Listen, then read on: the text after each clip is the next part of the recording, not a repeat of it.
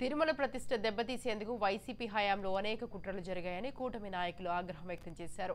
అవనిగడ్డ మండలం పులిగడ్డలోని వెంకటేశ్వర స్వామివారి దేవాలయం వద్ద నిరసన చేపట్టారు. వైసీపీ పాలనలో జరిగిన ఘోర అపచారాన్ని వెంకటేశ్వర స్వామి క్షమించారని కోరుతూ టీడీపీ, జనసేన, బీజేపీ నాయకులు ఆలయ ప్రాంగణంలో మోకాళ్లపై కూర్చొని స్వామివారికి క్షమాపణలు వేడుకున్నారు.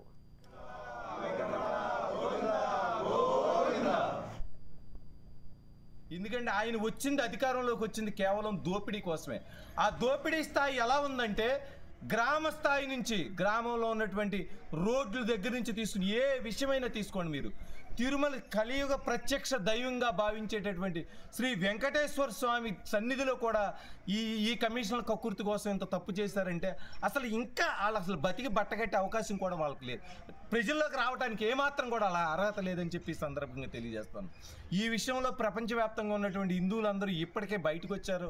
ఇంకా వీళ్ళ మనోభావాలందరినీ పరిగణలోకి తీసుకుని ప్రభుత్వం, జగన్మోహన్ రెడ్డి కావచ్చు, వారి యొక్క ఎవరైతే ఉన్నారో, ఉదాహరణ చెప్పాలంటే వైవి సుబ్బారెడ్డి లాంటి వాళ్ళు ఆ రోజు ఒక ఆక్షన్ లాగా, అసలు ఎంత దరిద్రం, ఎంత ఘోరమైన విషయం అంటే ఆయన చెప్పింది ఏంటి, అంతా ఒక రేటే 500 ఉందా 2500 చేసేయండి, 2000 ఉందా 6000 చేసేయండి, 3000 ఉందా 11,000 చేసేయండి. అసలు ఎలా చెప్పాడంటే అసలు అది నిజంగా హిందువుల్ని తగ్గించాలి. తిరుపతికి వెళ్ళకుండా అక్కడ ఒక చిన్న పాపని చిరుతుపులు తీసుకువెళ్తానికి ప్రయత్నం చేసిందంటే కనీసం చర్య లేదు. రాష్ట్రంలో దగ్గరగా 250 నుంచి 350 దేవాలయాల్లో దాడులు జరిగినాయి. ఎప్పుడు జరిగినాయి ఈ దాడులు? చరిత్ర చూసుకుంటే గోరీ మహమ్మద్, గజనీ మహమ్మద్ టైంలో జరిగిన దాడులు ఈరోజు జగన్మోహన్ రెడ్డి ప్రభుత్వంలో జరిగినాయి ఆంధ్రప్రదేశ్ దేవాలయాల్లో. ఎంత సిగ్గుసేటండి ఇదంతా కూడా ఇది కావాలని ప్రీ ప్లాన్డ్గా చేసిందని చెప్పి మేము భావిస్తూ ఉన్నాం.